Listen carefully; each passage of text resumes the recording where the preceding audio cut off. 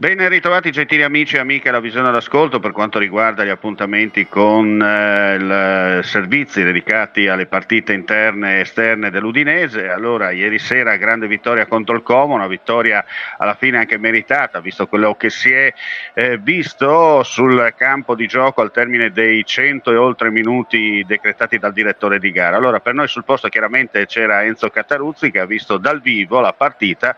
Allora voglio capire, Enzo, se quello che ho detto io in premessa risulta a verità, come si dice. Ma a giusta verità sì, abbiamo sofferto negli ultimi, diciamo, 20 minuti, però ci sta, insomma, no? Il Como ha sbagliato un rigore al 94esimo, è un rigore che secondo il regolamento c'era, può succedere nelle partite, però alla fine ci troviamo in prima in classifica. Vabbè, sono tre partite, ma sai, il morale insomma conta anche nelle partite di calcio. È stata una bella partita comunque perché l'Udinese l'ha giocata a viso aperto. A tratti anche il Como ha tenuto banco, questo è vero, però diciamo che il tratto nuovo dell'Udinese, di questo Runiac, questo tedesco di natura anche croata, non so com'è, ma comunque sia, ha messo in campo una squadra che ha forza, ha organizzazione, ha concretezza e soprattutto ha una strategia. Cioè si vede che devono sempre lottare su ogni pallone e quindi diciamo sì, il pubblico è contento, insomma, ecco. Senti, abbiamo visto soprattutto, come hai sottolineato tu, una squadra che ha lottato comunque fino all'ultimo, anche se magari nel finale sono emerse quelle pecche Sì. si sono viste nella passata stagione. Però, ripeto, per l'ennesima volta, come abbiamo già detto più volte, questa partita nelle condizioni della stagione 2023-24 probabilmente non solo la pareggiavi, ma la perdevi, no? Ah, sicuro, ma poi dietro non abbiamo più Perez, e questa è una grossa perdita, però abbiamo un Bisoli, un grande spolvero e devo dire anche in avanti un Brenner che ha fantasia, ha voglia di fare e soprattutto ha una volontà stratosferica perché l'abbiamo visto in tutte le parti del campo, insomma, no? Tant'è Certo. che i giocatori del Como sono stati costretti a fare più falli, insomma, sui nostri. Devo dire una nota così, che l'arbitro è un arbitro, diciamo così, debuttante in Serie A, l'ho visto, diciamo così, che ha tentato di dare un colpo a un cerchio, un colpo alla volta, qualche volta, insomma, no? Però, insomma, la sua condotta di gara è stata dignitosa, ecco, non possiamo dire che ha Perché ho influito sentito commenti, se assolutamente. permetti, facendo un po' zapping, ho sentito un po' Mm. commenti non proprio positivi, no, sulla direzione, ma proprio della stessa terna, oltre degli assistenti. Sì, ma si vedeva che erano un po' imballati, erano un po' anche, diciamo così, emozionati, perché insomma probabilmente viene dalla Serie C, dalla Serie B, cioè, e per cui è un'altra cosa, no? Arrivare a Udine con un pubblico che veramente ha sostenuto questa squadra e pare che sia cancellato tutto. Io credo che l'operazione simpatia fatta anche durante la settimana, quando aprono, diciamo così, anche al pubblico gli allenamenti, questo ha portato bene alla squadra, ha portato anche un certo affetto e qualche cosa, qualche mancanza scivola via. Mm, Quindi concretezza, qualità che speriamo duri, perché non dimentichiamo, dopo la sesta potrebbe cambiare qualche cosa, ma potrebbe chiaro. cambiare anche in meglio, perché io sono sicuro che l'allenatore, che qualcuno diceva non lo conosciamo, qua di là, ma invece qualche allenatore nostrano ha detto che lo conosce molto bene e che è un tipo tosto e che non guarda in faccia a nessuno, fa giocare tutti secondo Certo. quello che fanno in allenamento. E questo si vede. Mm.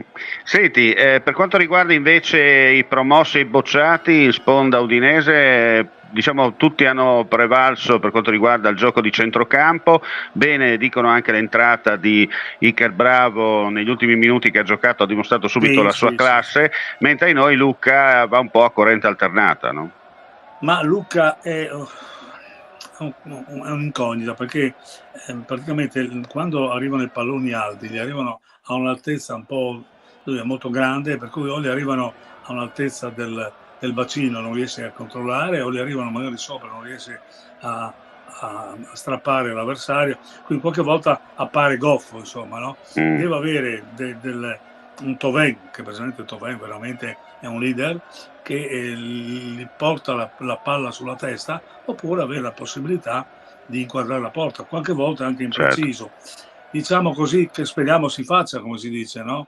Però qualcuno dice che non è un giocatore ancora completo in Serie A e che dovrà in qualche modo lavorare molto, insomma. Certo che porta via più di qualche avversario dietro di lui, per cui insomma fa gioco la squadra. Certamente. Senti, chiaramente adesso c'è la sosta in vista delle nazionali, tra l'altro ricordiamo, perché la notizia è uscita non più di mezz'ora fa, alla ripresa ci sarà la partita con il Parma, si giocherà lunedì contro il Parma alle 18:30 allo stadio Tardini. Dunque la ripresa del campionato sarà lunedì, in teoria lunedì, se non ricordo male, 15 o 16 settembre, adesso te lo dico subito al volo perché è appena arrivata la conferma. Allora dice sì, si giocherà allora Parma-Udinese, si giocherà lunedì 16 settembre alle 18:30 allo stadio Tardini. Chiaramente il Parma non è una trasferta lunga, però l'orario e il giorno insomma non è che sia molto favorevole per portare tanti tifosi in trasferta, no? Però purtroppo ormai il calcio d'oggi è questo, vige la regola delle esigenze televisive, sono le TV che pagano e il calendario viene fatto in base diciamo così, ai buchi che ci sono in palinsesto. Sicuro, poi avremo anche la Roma e quindi un po' di fine in cascina, cioè 7 punti in 3 partite, io penso che nessuno se ne immaginava, e invece è successo. E penso che consolideremo ancora il passo, perché col Parma io penso che, sai, galvanizzati dai risultati positivi, da un pubblico che veramente li ha seguiti molto e da un allenatore che dimostra di avere il pugno di ferro in quanto di velluto, insomma ci fa ben sperare. Certo, non dobbiamo illuderci perché siamo primi in classifica dopo 3 giornate, sappiamo che Inter e Juve sono di un altro pianeta, ma sappiamo anche che il Torino è stato fortunato come noi, per cui ce la possiamo giocare. Comunque quello che conta è il fieno in cascina e poi tutto il resto, tutto quello che verrà Esatto. meglio ancora, no? Come si dice in questi casi. Sicuro, Bene, c'è tempo grazie. anche per consolidarsi. Certo, certo. Bene, grazie Enzo come sempre per la tua disponibilità e per questo commento tecnico post partita. Chiaramente agli amici vicini e lontani daremo appuntamento alla ripresa del campionato, vedremo se la faremo alle 20:30 o il giorno seguente. Comunque, come da prassi all'inizio della stagione, come è stato già per la stagione 2023-24, continuano gli appuntamenti con gli speciali dedicati all'Udinese all'interno della nostra web TV radio Friuli TV. Grazie per la visione e l'ascolto, non resta che augurare a tutti voi un buon proseguimento di giornata. Mandi.